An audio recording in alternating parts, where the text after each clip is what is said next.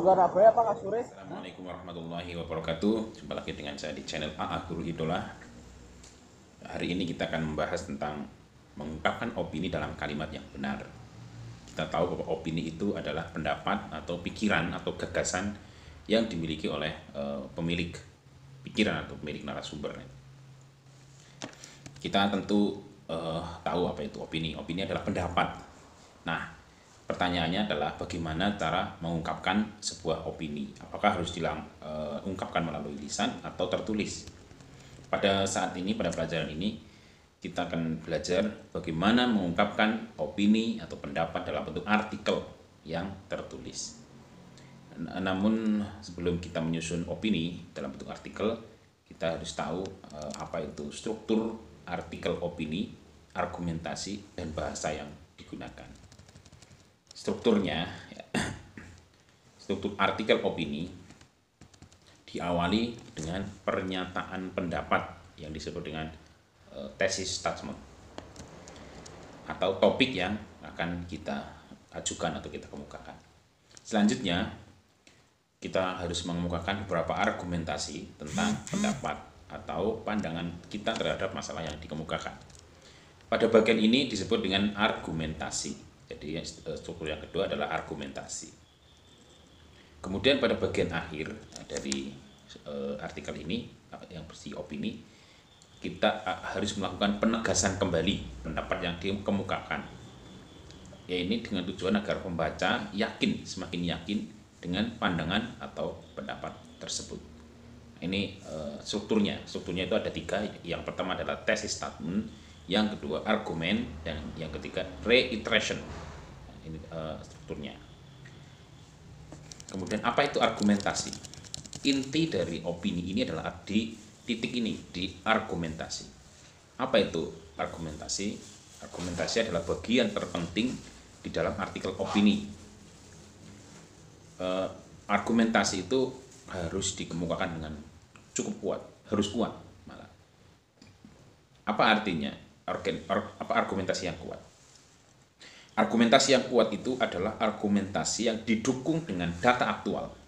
Karena opini, artikel opini pada umumnya bersifat aktual. Aktual itu baru, ya, mungkin yang saat ini sedang berkembang itu apa itu namanya aktual. Yang berisi analisis subjektif terhadap suatu masalah. Makanya argumentasi harus dibangun secara konstruktif agar pesan dalam tulisan dapat diserap dengan baik oleh pembaca. Nah, di akhir argumentasi kita harus mengajukan, harus memberikan solusi yang utuh, yang komprehensif. Ini prinsip-prinsip dalam menyusun artikel opini. Kalau kemarin kita belajarnya asal artikel, ya, sekarang artikel opini. Kemudian bagaimana dari sisi penggunaan bahasanya? Bahasa dalam artikel bersifat ilmiah populer. Berbeda dengan bahasa ilmiah pada umumnya. Penggunaan bahasa penting untuk diperhatikan, untuk melihat sasaran pembacanya. Kecenderungan pembaca teks artikel adalah membaca tulisan yang tidak terlalu panjang, mudah dibaca, dan mudah dipahami.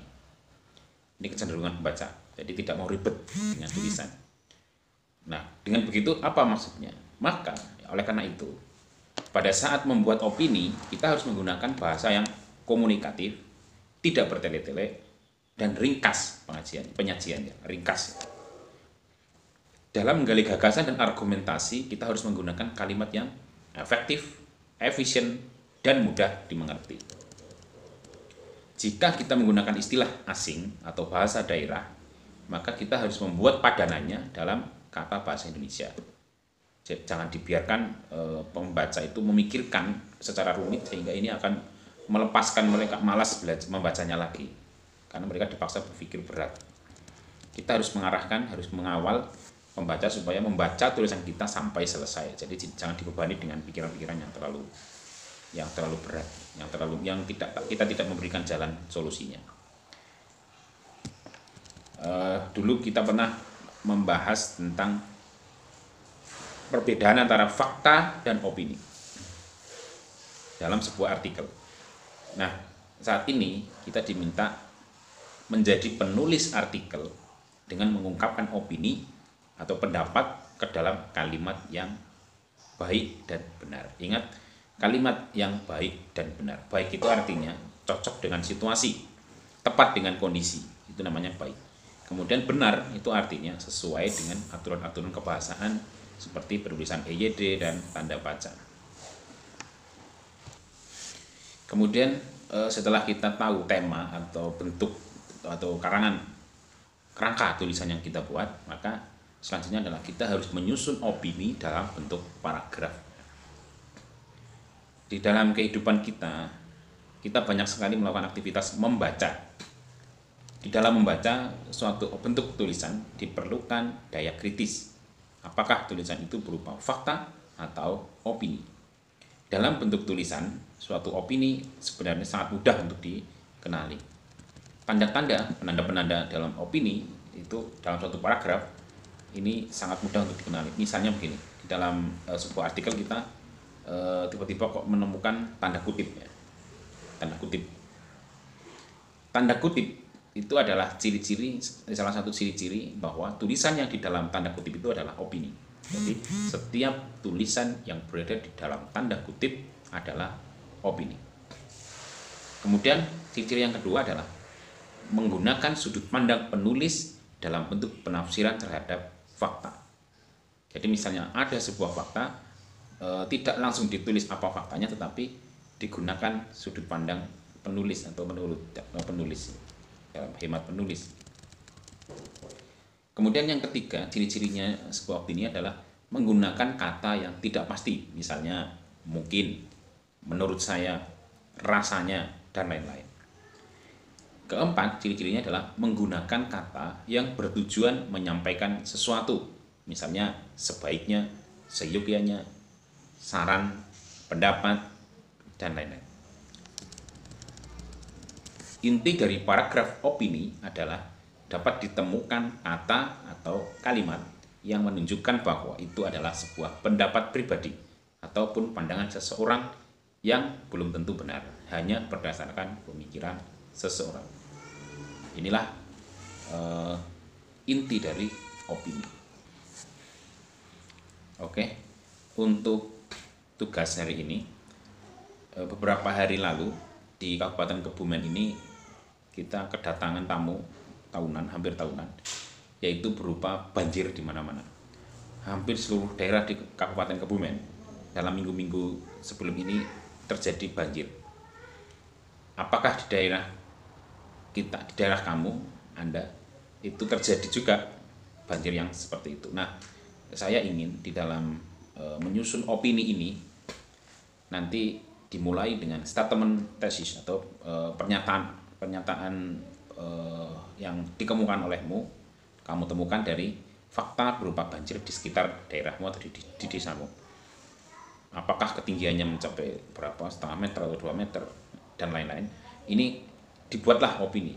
Kamu membuat opini ya dengan didukung argumentasi mengapa terjadi banjir, bagaimana tradisi masyarakat dalam menangani banjir, bagaimana tradisi masyarakat sehingga menyebabkan banjir, misalnya kalau di situ tradisi buang sampah itu juga perlu diungkap di dalam tulisan opini. Saya ingin kamu membuat opini ya, membuat karangan berupa opini minimal 3 paragraf ya. Paragraf pertama berisi tesis atau pendapat tesis statement. Yang kedua berisi paragraf argumentasi. Untuk argumentasi ini bisa lebih dari 2 paragraf ya. Jadi boleh minimal 3 paragraf, banyak boleh, lebih boleh. Terus paragraf ketiga itu adalah penegasan gagasan solusi terhadap apa yang seharusnya dilakukan oleh masyarakat untuk menangani banjir di daerah kita masing-masing, di desa kita masing-masing. Jadi itu intinya itu kita harus mendasarkan opini kita dari fakta berupa banjir di lingkungan desa kita. Kemudian setelah itu 3 paragraf minimal ini atau lebih boleh difoto, kalau tulisannya tangan diketikkan langsung juga di classroom ini boleh. Terima kasih atas perhatiannya. Apabila pertanyaan silakan langsung berhubungan dengan saya melalui Japri. Atas perhatiannya disampaikan terima kasih. Wallahul muwaffiq ila aqwamit thoriq. Wassalamualaikum warahmatullahi wabarakatuh.